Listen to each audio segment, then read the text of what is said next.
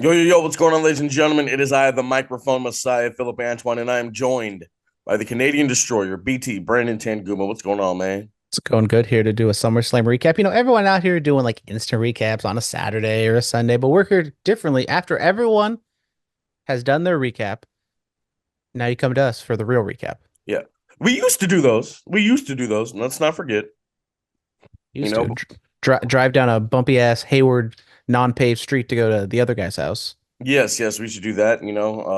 I drive up the hill, not to go to your house, to go to whatever King of the Hill's house, whatever his name was. You did that once too. Yeah. Yeah, yeah, yeah. That was back in the day. Um, but yeah, yeah, not King of the Hill Chris, shout out to him. He I was moved almost gonna say Greg, so good thing I didn't say that. he moved out of the Bay. He lives something beach now. He looks like he's living life. His remember the baby that he had? The baby's like 6 years old now, 7. So, time flies. Well, Time we're doing this what for almost 8 years now, yeah, time almost. flies, man. Before we get into it, Marlee has sent in her thoughts and reactions to SummerSlam. She thoroughly enjoyed the show. So, Marlee, tell us how you felt. SummerSlam 2024 was a good show from start to finish, from top to bottom. I had a really good time watching it. I This is the first pay-per-view in a while that I thoroughly enjoyed and wasn't mad at any of the outcomes. Like, I think I was more mad at how predictable it was, and it wasn't really predictable winner-wise. It was very predictable in terms of the story. Like, yes, the Dominic betrayal of Rhea was happening. Yes, Braun was gonna take the title off of Sammy. Yes, LA Knight was gonna beat Logan Paul. Yes, Drew McIntyre was finally gonna get that win over Punk. Yes, Gunther was gonna take the title off of Damian. Yes, Roman was gonna return at SummerSlam. That part of it all was predictable. But even though all of those outcomes were predictable, how we got to those outcomes was so entertaining that you didn't even care about the fact that it was predictable. And it's very rare when WWE does that because, for example, when Cody won the Royal Rumble 2 years in a row, I was kind of annoyed by it because of how predictable it was. But this is a different type of predictable where you're actually having a good time. You don't care that you know what's going to happen. Because I will say, even though Dom turning on Rhea was predictable, Finn turning on Damian was not as obvious. And I feel like that kind of canceled it out. And even though you knew Roman was going to return, you still felt that anticipation that at any moment you could hear that entrance theme. And when he came out, I immediately got chills because that was, pun intended, that was a pop on another level. I don't think I've ever heard a pop like that for any wrestler, at least in the modern era. Dare I say, he got a Stone Cold level pop upon his return, because that's the only other wrestler that's coming to mind that gets a reaction like that. If not Stone Cold, then The Rock. But that was probably, I've never, a crowd reaction like that, I've never seen or heard. That was truly on a different level. That still kind of sticks with me. But match wise, I really enjoyed the storytelling of Punk and Drew because for all the times that Punk screwed Drew, he ended up screwing himself because of that bracelet. I did enjoy the storytelling of Cody and Solo because where one story kind of comes to an end, we got a whole nother can of worms to unpack with the return of Roman. Not gonna lie, I did enjoy LA Knight and Logan Paul because as much as I don't care about Logan Paul, he really is talented in the ring. And he and LA Knight in the ring, very entertaining. I really enjoyed that. Liv and Rhea, I enjoyed not only because they have really great chemistry in the ring, the payoff. Because when Dominic slid that chair into the ring, I kind of noticed that he had a little smirk on his face. And I was like, something's happening here. That didn't sit right. But then the full betrayal, even though you kind of saw it coming, it was still like, oh wow, this is happening. So that was set up very nicely. How not only one Judgment Day betrayal, but two Judgment Day betrayals with Finn and Damien. Like, the implosion of the Judgment Day is a whole nother can of worms. So, overall, I think my favorite part of SummerSlam is how there are all of these new storylines that we can explore. Because got a line of people waiting to get at Gunther now that he has the title. We got to see how the implosion of the Judgment Day plays out. We got to see how Punk, Seth, and Drew continues on, because I think it's gonna go into Punk and Seth. It's a beautiful time in WWE. This is an era that I never thought that I would see, and I'm excited to see how it plays out. This is the first time in a minute I've been excited to see the fallout of a pay-per-view, especially with the addition of Bad Blood. How can we carry all of these storylines past Bash in Berlin all the way to Bad Blood? Because that's as far as I can see things going, unless we take it to War Games. I need to see where we're going from here to Bad Blood, War Games at the latest. All right, thank you, Marlee. Glad you enjoyed the biggest party of the summer. Let's get into it. Brandon, the first match on the SummerSlam card for 2024.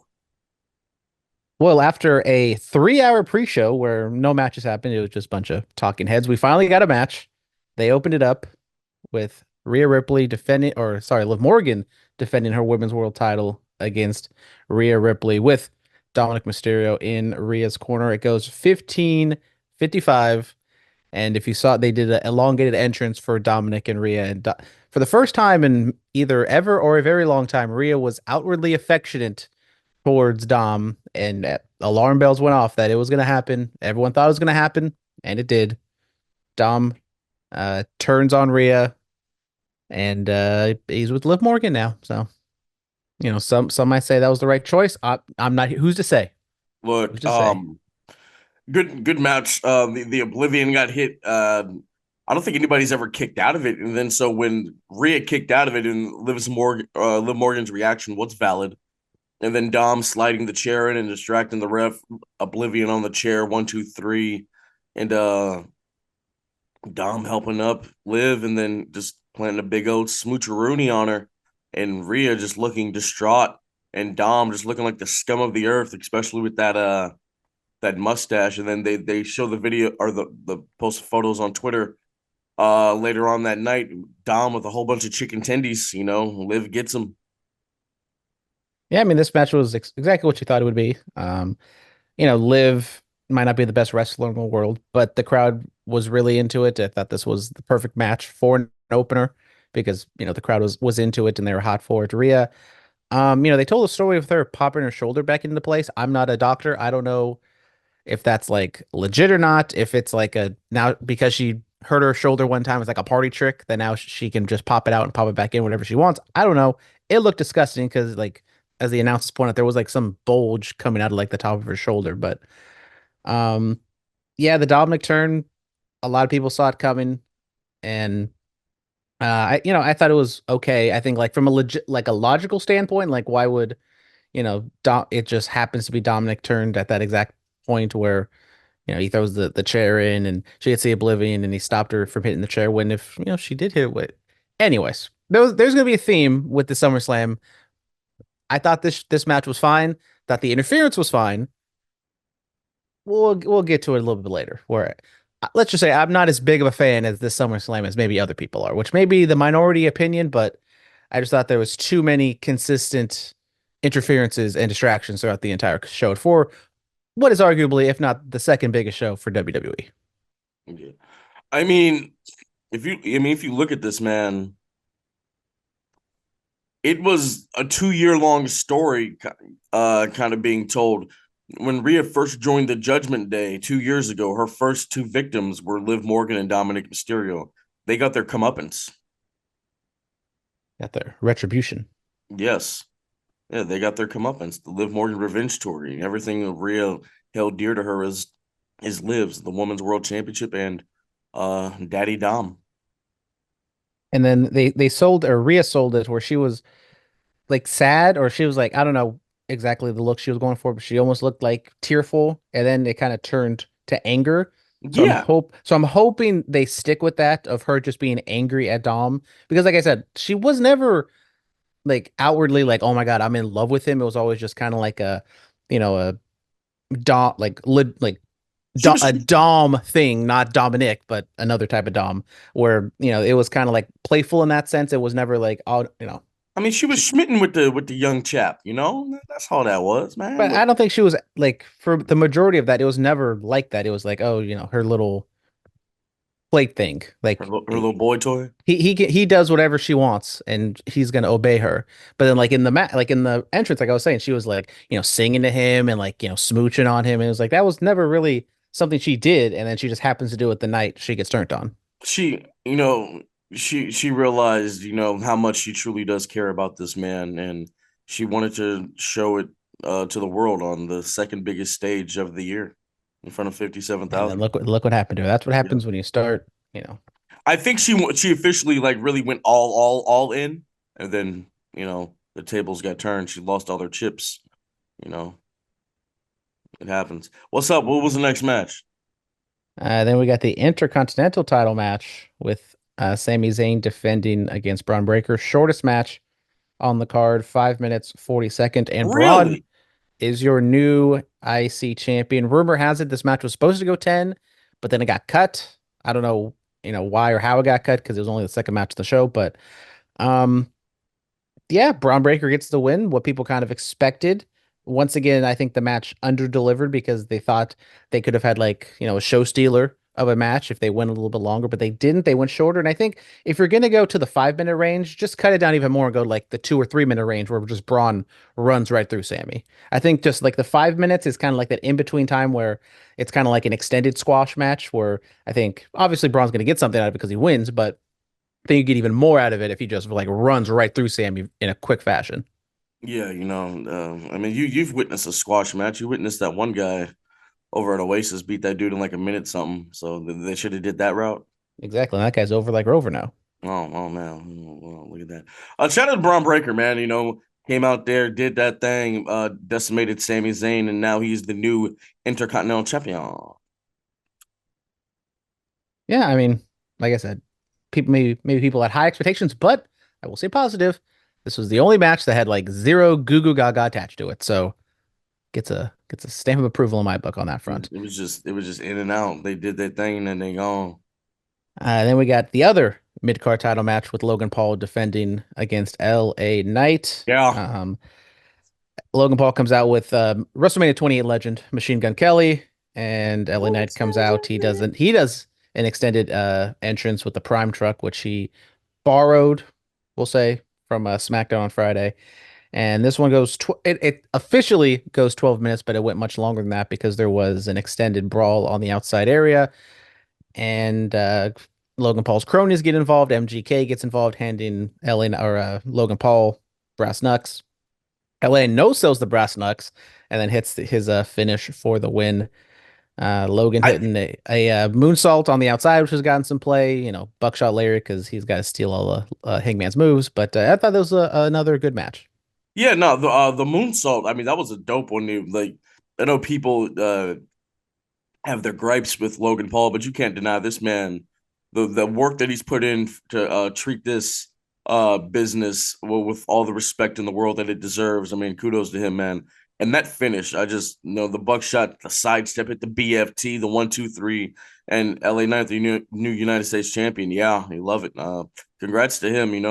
It was Game 6. The Bulls inspired gear for Los Angeles night was very nice.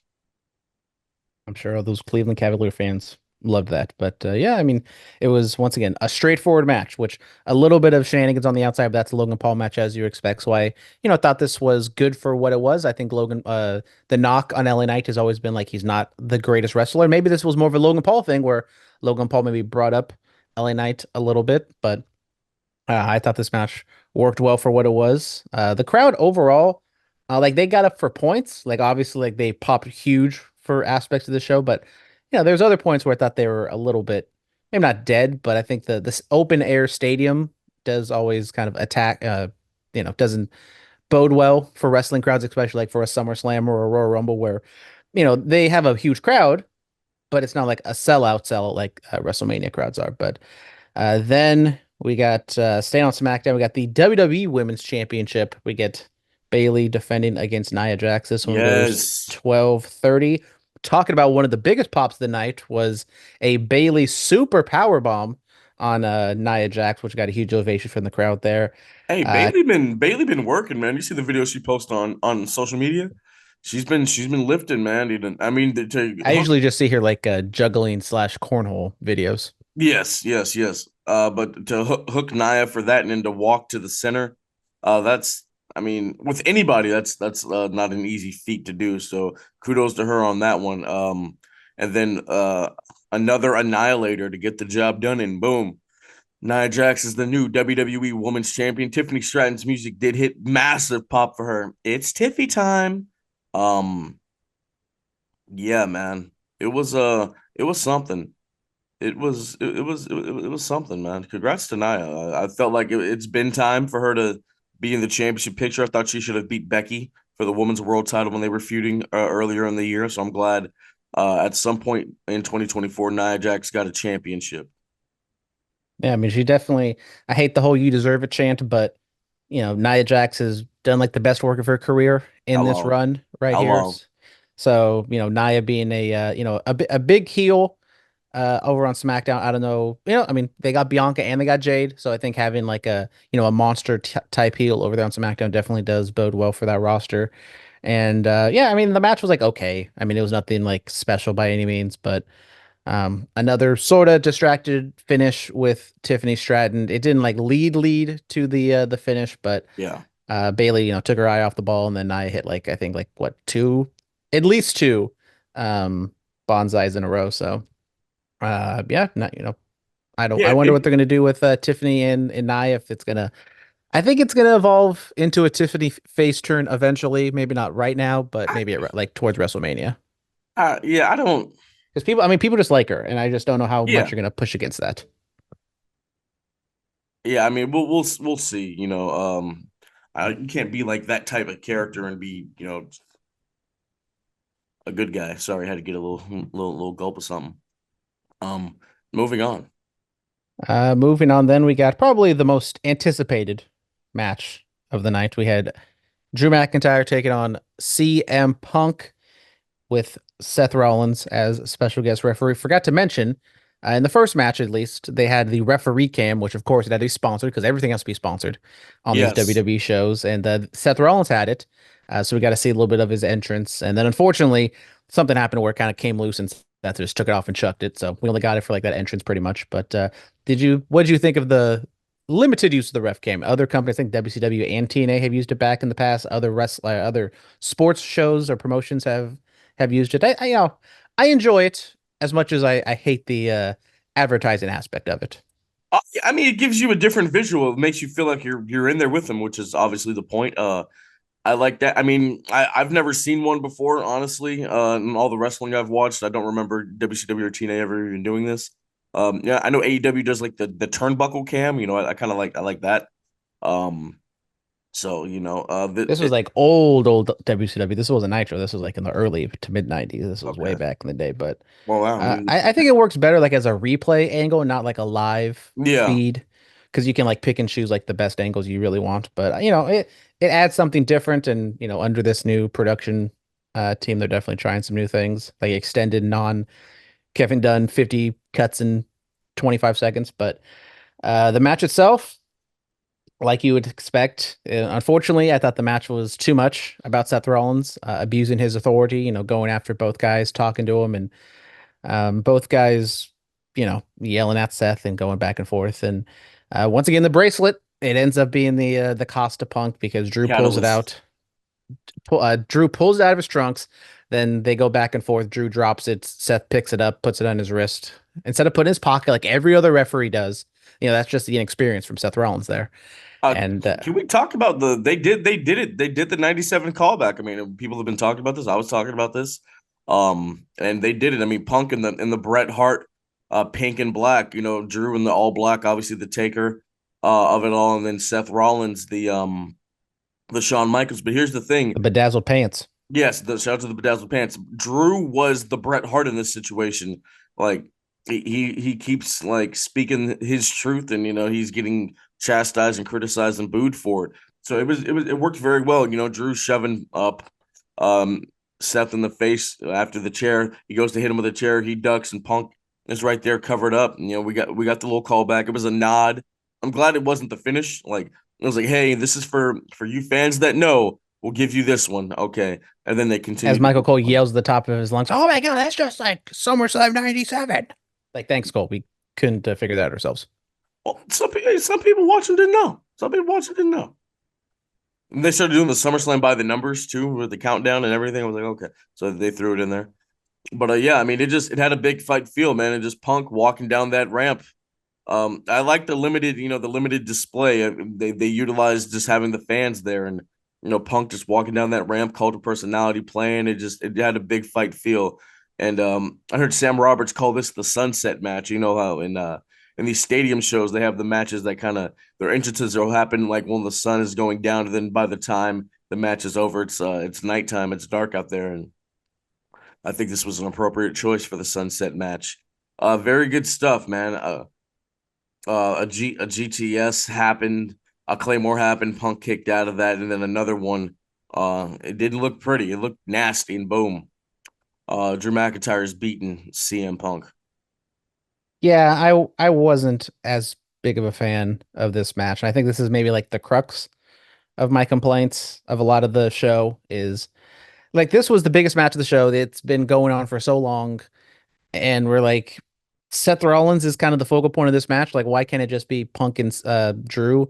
And like I get it, maybe Seth was a contingency plan because Punk's, injury was kind of cutting it close to the deadline, but I mean, I think it's more just the finish itself of like, why do we need like Punk distracted by a bracelet and then, just have Drew win. Like, it's not that big of a deal. Drew can win. He can gloat. Punk can be like, look, maybe I took the eye off the ball for like a split second or like something happened.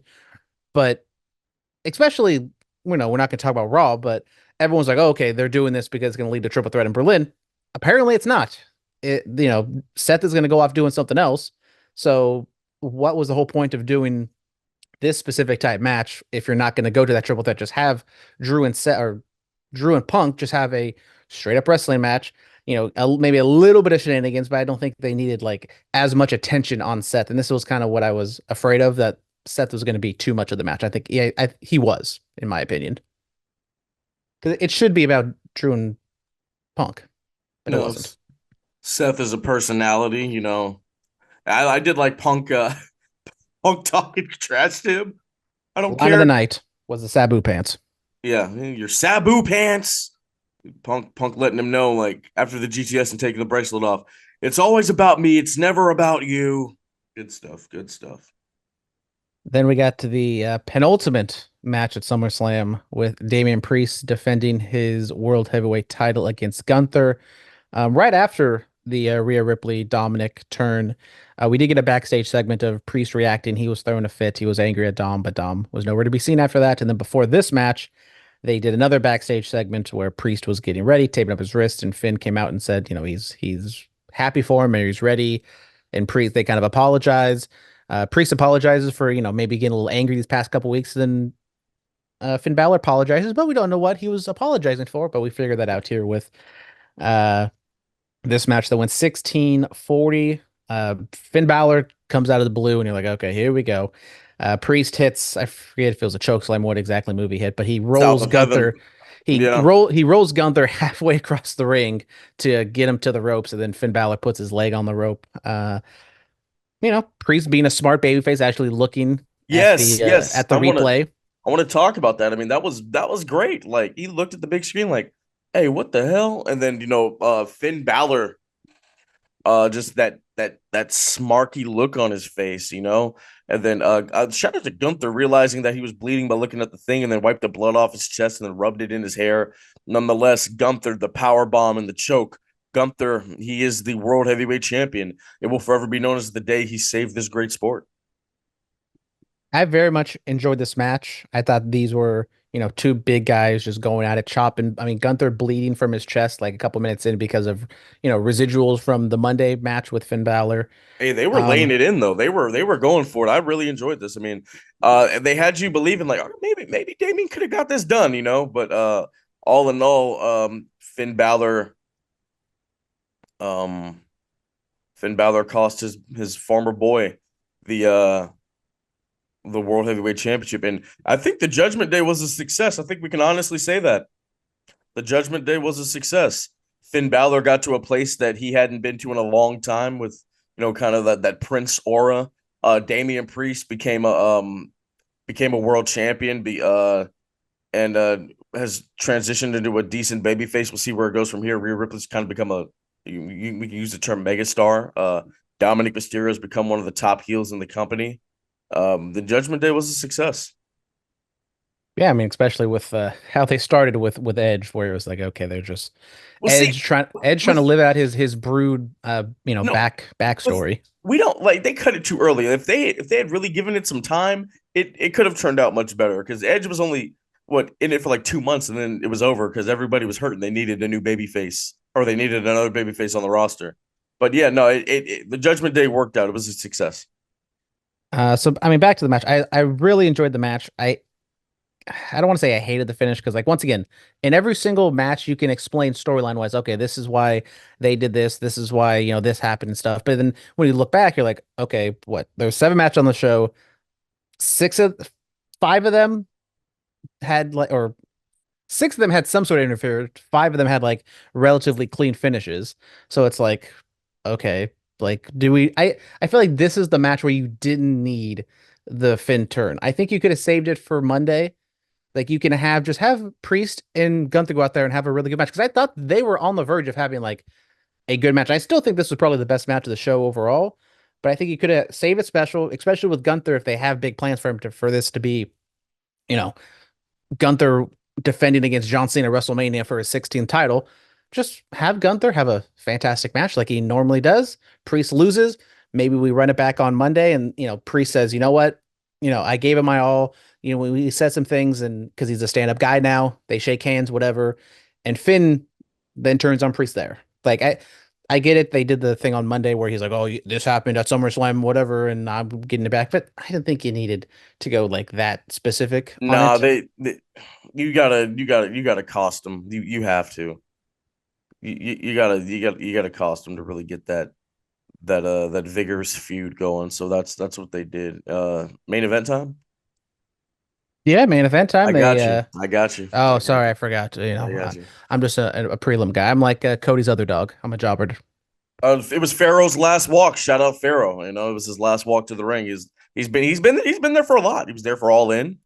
Um, he was there for what Double or Nothing, AEW, all these great moments.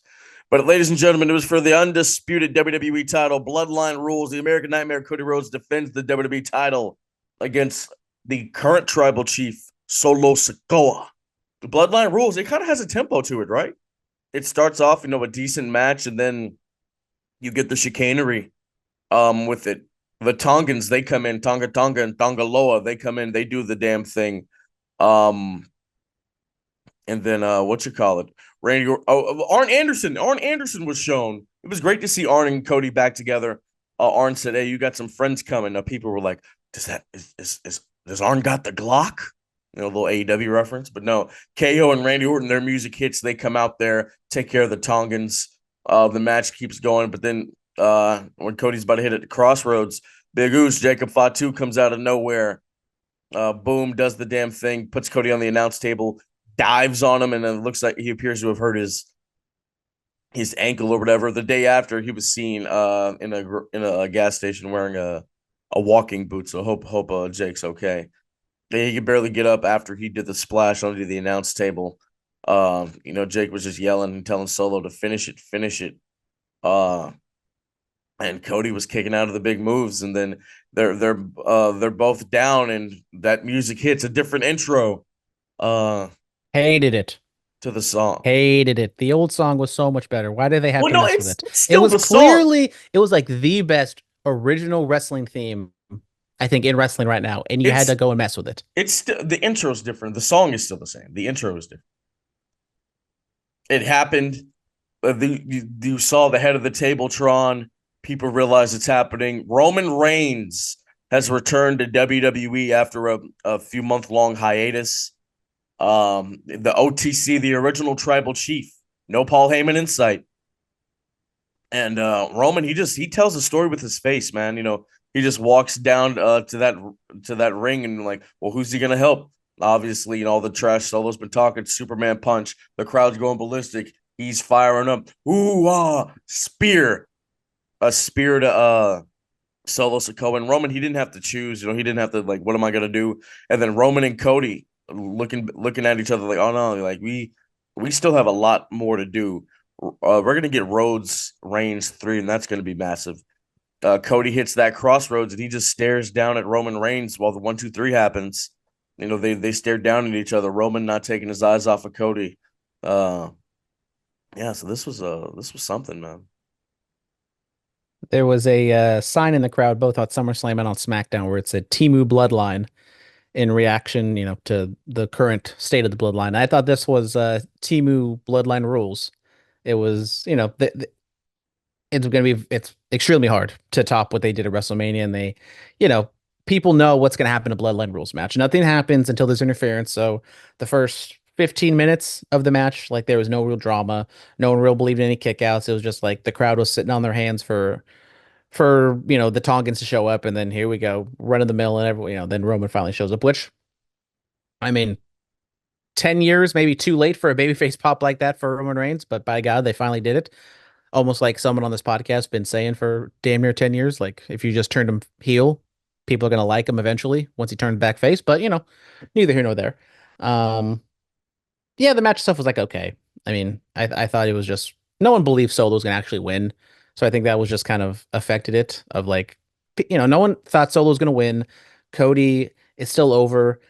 His title run still, I don't know. I mean, it's not like it's not lighting the world on fire, but he's still like an overact, so it's kind of hard to be like, oh my God, he sucks and he, take the title off him right now. But I thought it was just kind of there. And it was just all just kind of building to the Roman Reigns return, which rightfully so, got a big reaction.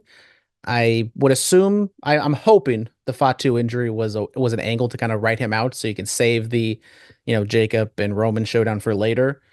But the turn itself is like Roman or Cody wasn't like in danger because he just hit a crossroads right before Roman came out. So it's like Roman technically didn't like need to come out. He just kind of showed up and hit his move because he No, had to. Solo was kicking out of a lot. Like Solo looked very strong in this matchup, and I want to say this, man, about Solo and Braun and Tiffany. NXT 2.0 worked. It worked. I know people criticized it when it first happened, but let's really look at this. Braun Breaker, an unstoppable monster, is now the IC champion. Tiffany Stratton, she's an overact, and she's the woman's Money in the Bank holder. And Solo Sikoa, he was in the second biggest main event of the year.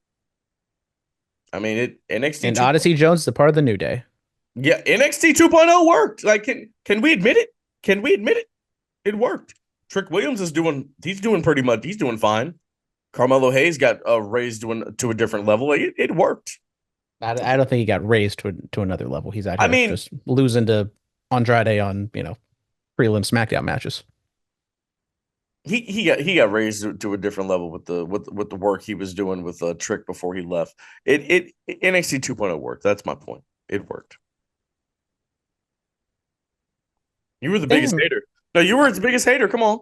I mean, thank God you got a few stars out of it. I'm still waiting for like the big stars of the next generation, which Trick is on its way, Obafemi's on his way, but Obafemi wasn't part of NXT 2.0.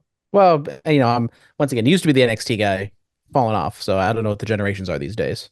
I'm talking about like the splatter era. Yes. We used to have that logo. I should bring the logo back, huh? No, Wow. no, no. Wow. Ladies and gentlemen, SummerSlam 2024 is over. Grades, what are you giving it, Brandon? What's the grade? So, on the other podcast, I did a solo recap and I gave it a B minus. Yeah. I thought the action was like okay. As I said, I just all the finishes, all the interference finishes just were kind of getting to me. It's like, okay, why should I even be invested in like these matches Because right they're now? all they're all involved in factions and they all got beef with somebody else. So of course that was gonna But happen. it's the second biggest show of the year. We can't get like one conclusive finish for like a match we care about. And like the once again, like the Drew Punk one is the one that kind of made I mean, like the Drew Punk one, I felt like he didn't have to do it, especially with Raw. Like, okay, the whole point was, like I said, I'm kind of repeating myself. We're not getting that triple threat match. Everyone's like, oh, it's gonna happen. So then you blow it off at Hell in a Cell. Like, okay, apparently they're not doing that. So then why couldn't they just have a relatively clean Drew win? It was a It's clean, just, it was a clean true win.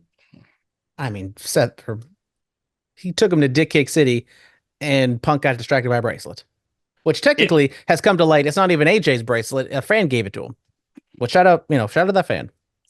but it meant something to him because his wife and his dog. Who's more over, Pharaoh or Larry? Let's I think let's just say I think Larry is more over, but I think Pharaoh's a better worker. all right. Well, there you go. There you go. Uh Except for when it comes to fireworks. Pharaoh does not like fireworks. I don't think any dog likes fireworks, right? Well, I forget what show it was, but they set off the fireworks, and obviously they didn't test it before, and Pharaoh was not a fan. I don't think any dog likes fireworks. Yeah. Uh SummerSlam, I mean, my tribal chief is back. I haven't been sleeping well for months. I had a pretty good night's sleep Saturday night because my tribal chief was back. I'll give it a B plus. It was good. It was solid stuff. Solid stuff. We'll be back Thursday with another episode. Marley should be back with us. And yeah, as always, be safe and stay dangerous. Yes, sir.